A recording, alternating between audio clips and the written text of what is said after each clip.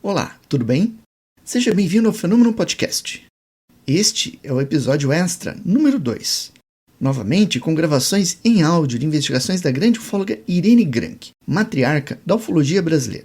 Dias atrás publicamos a primeira parte, com outras gravações dela. Neste episódio você vai ouvir entrevistas com abduzidos investigados por ela, um tesouro inestimável para a ufologia brasileira. Esta gravação está em seu estado original, obtido a partir de fitas cassete. Então haverá alguns chiados e ruídos que não vão impedir o entendimento do conteúdo. Aprecie sem moderação e divulgue este conteúdo para seus amigos. Olá, seja bem-vindo ao podcast Fenômeno. Aqui falamos sobre ufologia, ciência e mistério. Um podcast para você que se interessa pelo universo e seus mistérios. Eu sou Jackson Camargo. Embarque comigo nessa jornada, na busca pelo desconhecido. A era moderna dos discos voadores começou em 1947. Entretanto, faz parte dos arquivos de Irene Grank o relato de um caso que antecede em muito esta data. Ruth Veiga é mãe de uma amiga minha. Vamos deixar com que ela própria nos relate os fatos que se passaram em seu sítio de Jacarepaguá, próximo à represa de Camorim, em 1930.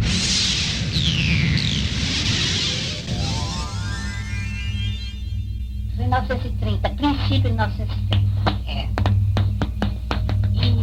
E em Jacarepaguá, na fazenda velha do Camorim.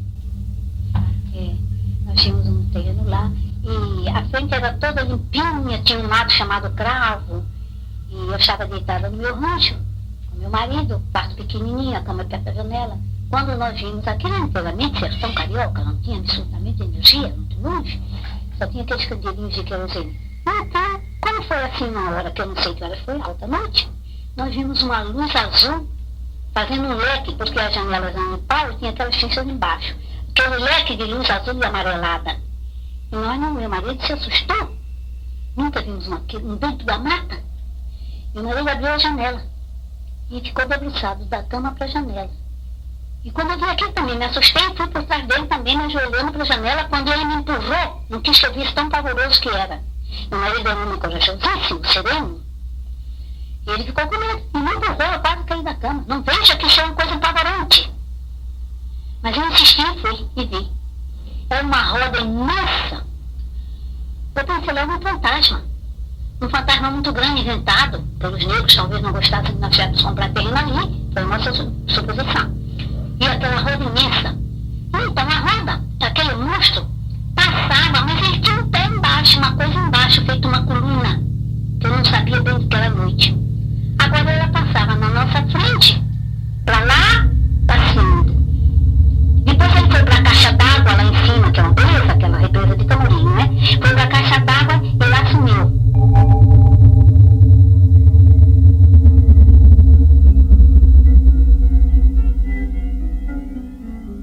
Foi ainda nos anos 60 que muitos pesquisadores começaram a procurar, nos textos arcaicos, a explicação para o fenômeno UFO, que pelo visto parece ser tão ou mais antigo que o homem.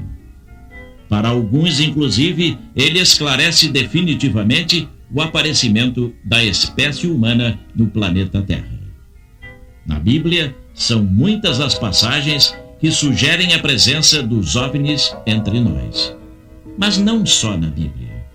Nos livros sagrados de quase todas as religiões, há evidências da presença extraterrestre.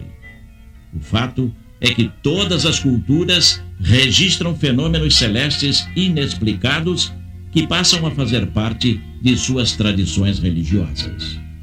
Os contatos humanos com outros planetas, outros mundos, outros seres, perdem-se na noite dos tempos. No Brasil, a pesquisa ufológica começou na década de 50, em consequência do grande surto de avistamentos que se verificou naqueles anos. Um dos principais pioneiros foi o Dr. Olavo Fontes, considerado, nas décadas de 50 e 60, a maior autoridade mundial em ufologia. Em 1967, poucos meses antes de sua morte, aos 43 anos de idade, o Dr. Olavo concedeu uma entrevista ao programa A Voz da América. Do Rio de Janeiro para a Voz da América, fala o repórter Volney Silva. Nossa reportagem hoje tem o prazer de entrevistar uma das maiores autoridades no problema discos voadores, o Dr. Olavo Fontes, médico assistente da Faculdade de Medicina do Estado da Guanabara e diretor da APRO, Organização de Pesquisas de Fenômenos Aéreos. Inicialmente, Dr. Olavo, já foi devidamente comprovada a existência dos discos voadores? Em relação ao que foi feito no Brasil, nós temos até agora, desde 1954, aproximadamente 2.000 casos estudados. E desses 2.000 casos, nós temos 300 casos muito bem estudados e que são realmente observações de objetos não identificados. Nós podemos dizer que existe o fenômeno e que quando testemunhas relatam a observação de objetos não identificados, elas, de um modo geral, estão realmente relatando um acontecimento real. Dr. Olavo, no Brasil, onde é que esses fenômenos ocorrem com mais frequência? Existe uma frequência maior na região Centro-Sul, principalmente nos estados de Minas Gerais, São Paulo e Rio Grande do Sul, havendo, em terceiro e quarto lugar, uma maior incidência na região Nordeste. Obrigado por suas informações, Dr. Olavo Fontes. Agora voltamos o nosso microfone à sua inteira disposição para mais algum esclarecimento que deseje fazer. Eu queria chamar a atenção para a observação de que esses objetos não aparecem ao acaso, e sim periodicamente, sob a forma de ondas de aparecimento que têm uma frequência com intervalos de 26 e 26 meses. O Dr. Olavo Fontes foi o primeiro pesquisador a analisar um fragmento de disco voador. Era uma nave que havia explodido em Ubatuba, e ele verificou que se tratava de magnésio cujo teor de pureza atingia níveis altíssimos ainda não encontrados por nós aqui na Terra. O caso Hermínio e Bianca ficou célebre e gerou uma polêmica infindável, principalmente depois que o casal apareceu na televisão. Irene Granke os entrevistou no dia 16 de julho de 1977 e ficou impressionada com a riqueza de detalhes e a autenticidade das palavras. Um ano depois, em 1978, eles foram apresentados pelo programa Flávio Cavalcante para todo o Brasil. Ao vivo!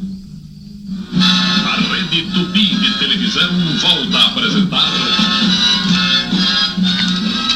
Flávio Cavalcante. Senhoras e senhores, que vamos ter hoje aqui, novamente o casal que nos declara que foi diretor do disco voador.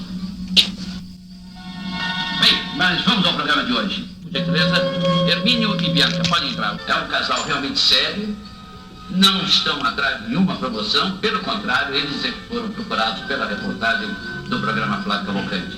E de maneira rápida, eles declararam semana passada, domingo passado no programa, ficamos sabendo, primeiro, que Bianca e Hermínio passaram 2 dias no disco e na nave mãe. 2, que comeram, beberam, dormiram, sendo muito bem tratados. 3, que os tripulantes têm a aparência de seres humanos com mais ou menos 2 metros de altura. 4, que sua missão é preparar um contato mais direto com os habitantes do planeta Terra. 5, que já existe gente da Terra morando em outros mundos. Gente de outros mundos morando na Terra.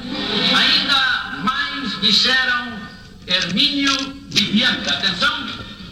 Dia 12 de janeiro de 1976, este casal saiu do Rio às 6 da tarde indo para Belo Horizonte. Perto de Matias Barbosa, Hermínio estacionou o carro no acostamento para tirar um cochilo. Bianca viu o que lhe pareceu ser um balão. Súbito, pareceu-lhe que um avião estava caindo em cima do carro. Gritou. Era nave. Os dois ficaram grudados no assento do carro. Este foi sugado por atração irresistível para dentro da nave que flutuava acima. Viram-se num cômodo circular, iluminado por luz que jorrava diretamente das paredes, sem a presença de lâmpadas. Pareceu estar dentro de uma lâmpada, disse Bianca. Parecia dia. Abre-se a porta do teto. Descem 2 rapazes. Por gentileza, e aí? Quando desceram os 2 rapazes? Eles olharam dentro do carro e depois um deles deu a volta ainda até onde eu estava, do lado da porta, e fez sinal para que eu saísse dentro. Mas o meu nervoso era tanto que eu não conseguia abrir a porta. Eu queria abrir, mas não tinha jeito, não tinha força. Então ele pegou o Hermínio, sabe? Ele esticou o braço e abriu a porta. E nisso o rapaz... Quem abriu a porta? Foi o Hermínio mesmo ou foi o próprio... Não, foi ele que abriu. A porta estava um pouco enguiçada, sabe? O cara era um pouco antigo, então eu dei um porrão na porta e ele ajudou a abrir. Hermínio, o que você sentia? O que você achava que era? A primeira impressão, sim. Eu não sabia que era disco voador, Você acreditava nisso? Não, eu não acreditava. Meu conceito religioso, a minha formação era completamente diferente. Eu não vi o disco, não sabia o que estava acontecendo. Era uma coisa muito estranha mesmo. Sim. Mas, Bianca, maltrataram vocês? Não, nem um pouco. O que disseram? Eu sou Carrão. Antes de tudo, ele disse para mim assim, a primeira frase que ele disse foi: seja bem-vinda.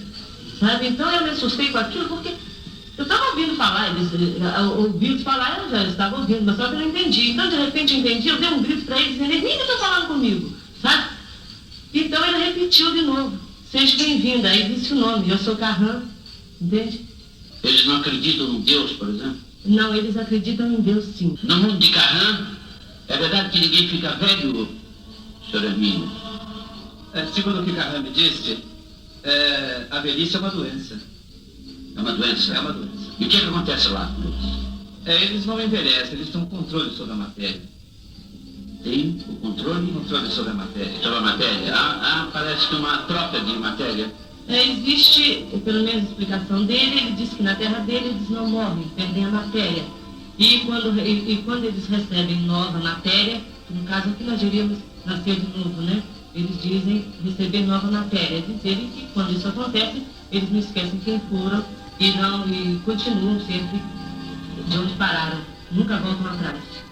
Este caso, Hermínio e Bianca, é comparável ao clássico Betty and Barney Hill, casal americano que ficou famoso por terem os dois também sido abduzidos por uma nave, e sobre o qual existe vasto material editado.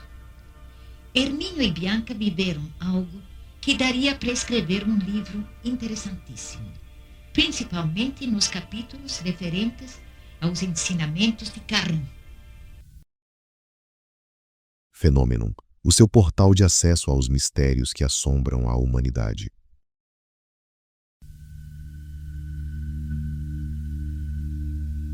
Eram mais ou menos 2h15 da madrugada de quinta-feira, 15 de setembro de 1977, quando Antônio Larrúbia saiu para trabalhar.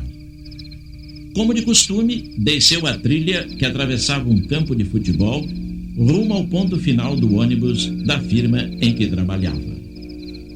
Perto de uma das balizas do campo, viu algo que parecia um enorme chapéu cinzento de boca para baixo.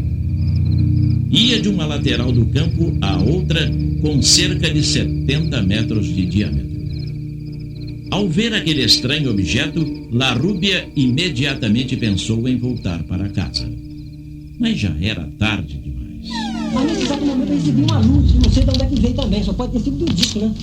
Uma luz azul intensa, que me imobilizou, assim não pode dizer, sem poder sair do lugar. Tipo um vidro invisível, que eu batia numa coisa e não sabia o quê. Aí que surgiu 3 daqueles, que é robô. Aí um deles fez um gesto assim, em direção ao disco, entende? E aí eu segui eles, um atrás de mim, outro do meu lado e outro na frente. Segui eles para lá. Aí senti um tremor. Eu já estava dentro do disco, assim, bem claro, tudo de alumínio dentro. Aí nisso eu olhei para trás, quando eu tremou, eu olhei para trás, assim para fora. Eu estava no alto porque via a praça toda de cima. As mangueiras, que tem lá, os prédios na praça ali, no campo de futebol, os postos por cima, o gramado todinho. Eu estava indo lá do sul, subindo. Mas subindo que eu via na praça ficava medindo, assim, não via, né? Agora eu vou explicar direitinho como é o formato deles, entende? Primeiro, a cabeça parece essas bolas americanas, que eles falam que é rubro, né? Rubro, assim. Não tem cabelo, não tem nada, tipo uma cor de alumínio, liso, entende? Não muito assim, brilhoso. No lugar dos olhos, é aquele espelhinho, tipo espelho de bolso. Eu tudo vou fazer uma comparação assim, porque o que eu vi não é nada que eu já vi até hoje. O trompelado é escamoso, o tipo de escama eu não sei como é que é. Parece uma escama de peixe, assim, tem, mas tudo alumínio. E a parte de baixo, que é tipo um ferro de alumínio, entende? Embaixo, tipo um prato, que apoia no chão, entende? E daí a pessoa que estão nesse tamboretezinho de barro, naquilo, entende? Um braço, parece uma tromba de elefante, tipo um braço tromba. Todos os cabelos também, ele vai afinando e fica debruçando nesse dedo, quase arrastando no chão. Entende? No alto da cabeça, que isso eu fui perceber lá dentro do disco. É tipo uma antenazinha dessa altura assim, com tipo uma colherzinha, que parece que é o radar dentro, entende? Que faz muito movimento, gira muito para todo lado. Entende? Aí eu perguntei, o que vocês querem comigo? Quem são vocês? Entende? Aí eu vi meu som, naquele som alto que eu nunca ouvi, entende? E eu percebi que eles caíram por cima do outro, assim, entende? E depois vieram se levantando, tipo uma câmera lenta, né? De trás pra frente, assim, eles, e outra. E todos eles tinham aquela antenazinha, e eram iguaizinhos, todos eles. E eles, quando eles saíram, estavam todos querendo segurar, tapar alguma coisa com aqueles braços tromba, né? Depois disso, ela acendeu uma luz azul inteira novamente, que silenciou, porque eu não sentia nem minha respiração, entende? E eu ficava de boca aberta procurando o ar e não sentia o meu ar, né? Assim, aquele som, né? Sei. E tem um aparelho dentro da nave? O único aparelho que eu vi lá dentro foi tipo, eu vou explicar assim, tipo um pianinho. Porque eles, no corpo deles também assim, em toda a volta do corpo, eles tinham um aparelho, tipo aparelho de seringa de injeção. E eles, tudo que eles querem mostrar na parede lá, não é tela, é um aparelho como esse em comum, que eles botam aqueles aparelhos naquele tipo pianinho, e aperta com o braço tromba, aquele negocinho, faz assim, aperta uma tecla. Eu sei que é porque afundava, né? Quando apertar, afundava a colher. Aí começou a passar, uma opção de imagem. A primeira imagem que passou foi a minha, entende? Eu estava numa mesa invisível, porque eu estava deitado, entende? Eu carregava uma bolsa dessa de casa da banha, né, de papelão, porque sempre que eu voltava do serviço, eu trazia qualquer verdura, qualquer coisa, né, pra casa. Aí, passou minha imagem, entende? Eu nuzinho, deitado, e 2 dedos nos meus pés, e aquele aparelho dele. Aí, mostrou lá, eu andando curvado com a minha bolsa e minhas costas saindo aquela fumaça. Isso tudo já aconteceram comigo, esse problema todo que eu vi lá na imagem. A outra foi do cachorro, ele estava parece danado, porque estava babando muito, latindo daqueles botes, mas eu acho que ele estava preso igual a mim, porque ele estava pertinho assim daquele robô, o robô estava na frente dele inofensivo, sem fazer gesto nenhum, entende? E ele querendo pegar o robô. O cachorro, eu calculo, porque eu não vi o som, né? O cachorro deu aquele latido, eu calculo uns 4 ou 5 latidos mais. Entende? Aí aquele robô começou a se desmanchar, igual assim um mingau, que joga assim, ele vem se desmanchando assim, todinho. Aí nisso sai um deles de lá, e apontou assim para a imagem do cachorro assim, e o cachorro ficou todo azulado. Aí aquela imagem de 6 com a água assim que escorre, né? E o cachorro veio se desmanchando, igual o mingau também. Aí aquela imagem acabou. Aí o cientista estava no chão, fora do disco, já conhecendo o chão, a praça, que era perto da estação, entende? Aí eu falei assim, poxa, eu já estou no chão, o que está acontecendo? Aí cadê o disco? E eu olhei para trás, não vi disco nenhum. Aí eu olhei para cima, sei lá que reflexo tem, eu olhei para cima, vi aquela coisa, foi um balão, entende? Mas sem fogo, sem nada, sem abertura, sem nada, entende? Parece que ia sumindo e sumiu.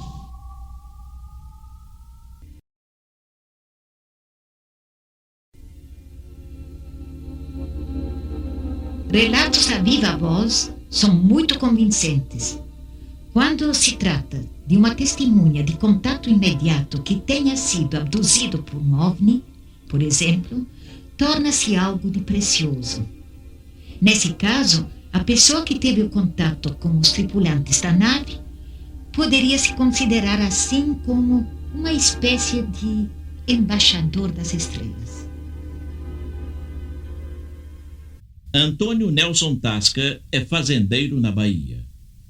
Em 14 de dezembro de 1983, foi visitar parentes em Chapecó, Santa Catarina. Vi um objeto que me pareceu ser o corpo de um ônibus a uns 30 metros fora da estrada de asfalto que liga Chapecó. Daquele estranho objeto saiu uma esteira de luz com talvez 1 metro de largura, bastante luminosa, passou por mim, sob meus pés, não me produziu nenhum mal-estar, nenhum solavanco, nenhuma trepidação, e ato contínuo a esteira voltou para o objeto e sobre ela eu fui carregado. Cabalá surgiu por uma abertura que se fez na parede daquela sala em que me encontrava. Cabalá entrou à direita, com a mão esquerda sobre o peito e a direita semi-levantada, e saudou-me telepaticamente assim: tenha calma, sou de paz e amor. Quem é a senhora e de onde vem? E recebi, antes de fazer a pergunta, a resposta telepaticamente na metade direita da minha cabeça, do cérebro. A resposta foi: sou Cabalá, mensageiro do mundo de Agali. Venho em missão de paz e amor. Então perguntei-lhe, ou formulei a pergunta dentro de mim, assim: onde estamos? E como resposta: no oceano, a 180 metros abaixo do nível do mar. Senti uma sede profunda, comuniquei tal fato a Cabalá, dizendo inclusive que além da sede eu me sentia perturbado com a presença dela, talvez pela beleza fascinante. Ao que ela me respondeu que eu beberia e que a sede me passaria, bem como a minha confusão diante dela. Após haver ingerido os líquidos, ela me disse mais ou menos isto: agora temos uma missão a cumprir. Ambos estamos em estado de graça. Perguntei se eu seria devolvido ao meu mundo. Ao que ela me respondeu: sim, mas tem hora certa para isso. Caso contrário, poderá ser devolvido muito longe daqui. E agora faço o portador de uma mensagem a todos os povos da terra. Não recue ou não desanime, algo assim, diante de obstáculos ou incompreensões. Simplesmente ela tornou a pôr a mão esquerda sobre o peito, a direita elevada assim, aberta, e repetiu, sem mais nem menos: paz e amor.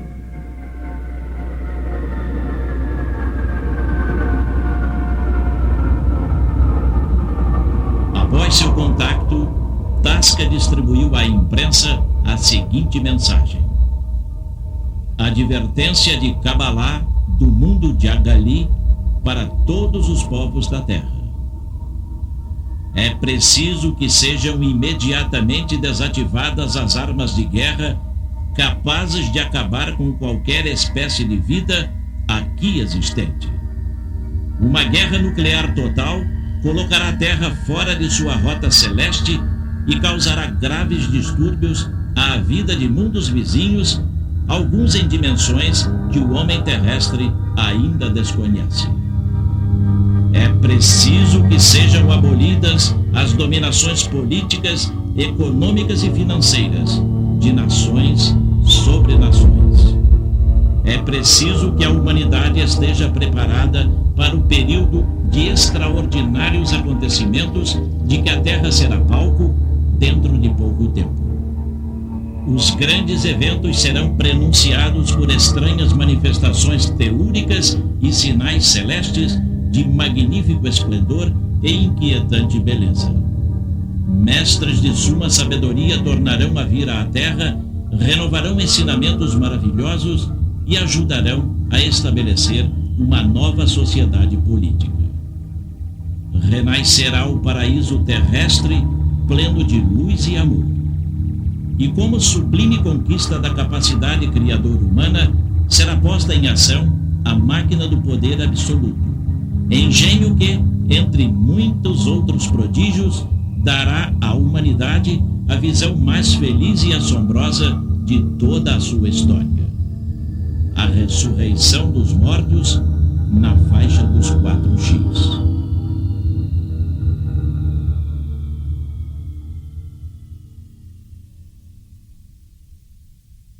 A NASA, organismo responsável pelo programa espacial americano, enviou nas sondas Voyager 1 e 2 uma mensagem para Júpiter, Saturno e para além do sistema solar.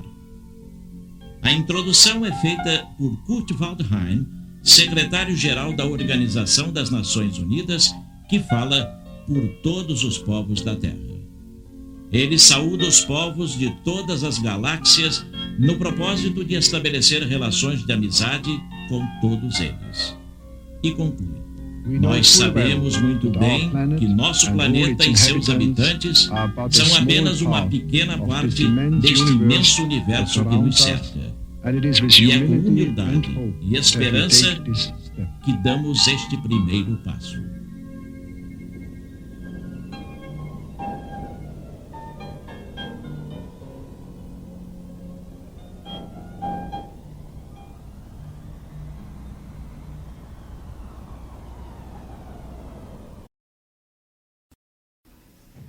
Você ouviu gravações em áudio de pesquisas da saudosa Irene Grank, uma das pioneiras da ufologia brasileira e que divulgou nossa casuística ufológica para o mundo. Gostou deste conteúdo? Então deixe seu comentário e nos divulgue para seus amigos. Nos vemos no próximo episódio, aqui no Fenômeno Podcast. Eu, Jackson Camargo, deixo um abraço para você. Até a próxima.